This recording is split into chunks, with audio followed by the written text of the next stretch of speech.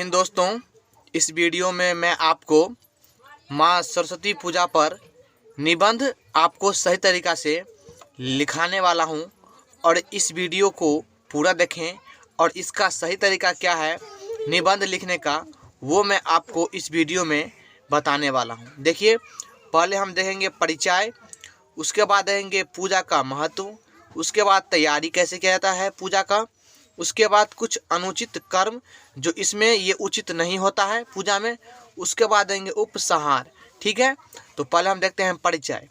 परिचय में है पहला नंबर में आपका माता सरस्वती विद्या और ज्ञान की देवी है। इनकी पूजा माघ महीने, देखिए यहाँ पर लिखा है माघ महीने, ये सब पॉइंट आपको इम्पोर्टेंट आपको याद रखना होगा। माघ महीने के शुक्ल पक्ष की पंचमी अर्थात बसंत पंचमी भी हम इसको कहते हैं को होती है। उस दिन अबीर, गुलाल और कुमकुम लगाए जाते हैं। भारत के सभी स्कूलों और कॉलेजों में यह पूजा बड़ी धूमधाम से की जाती है। सच तो यह है कि सरस्वती पूजा सारे विद्यार्थियों का त्यौहार है।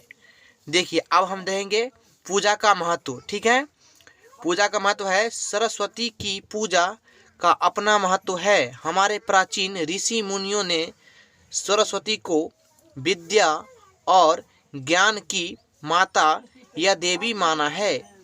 वे हंस पर बैठती है। यह हंस का ज्ञान का सत्य निर्णय का प्रतीक है। उजला कमल इनका आसन है जो सादगी और स्वच्छता का प्रतीक है। सरस्वती का वस्त्र और रंग भी उजला है। सर्व शुक्ला सरस्वती। इससे हमें यह शिक्षा मिलती है कि जो विद्या पाना चाहते हैं उन्हें रंगीन और कीमती कपड़ों का उपयोग नहीं करना चाहिए। सरस्वती के एक हाथ में वीणा है जो यह बताती है कि विद्या के साथ संगीत का होना भी आवश्यक है। यह संगीत जीवन को मधुर और सरस बनाता है। सरस्वती के दूसरे हाथ में पुस्तक है जो ज्ञान की शिक्षा देती है। सरस्वती पूजा का सबसे बड़ा उद्देश्य है कि इस दिन हमें सभी मन, कर्म और वचन से माँ सरस्वती के चरणों में अपने को सौंप दे और उनसे अच्छे विचार और ज्ञान पाने की प्रार्थना करें। अब देखेंगे हम तीसरा नंबर, सरस्वती पूजा की तैयारी। सरस्वती पूजा विद्यार्थियों का सबसे बड़ा पर्व है।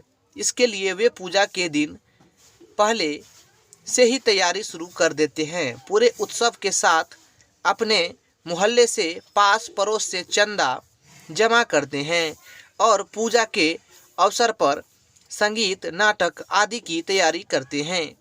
पूजा के लिए सरस्वती का सुंदर प्रतिमा बनाई जाती है।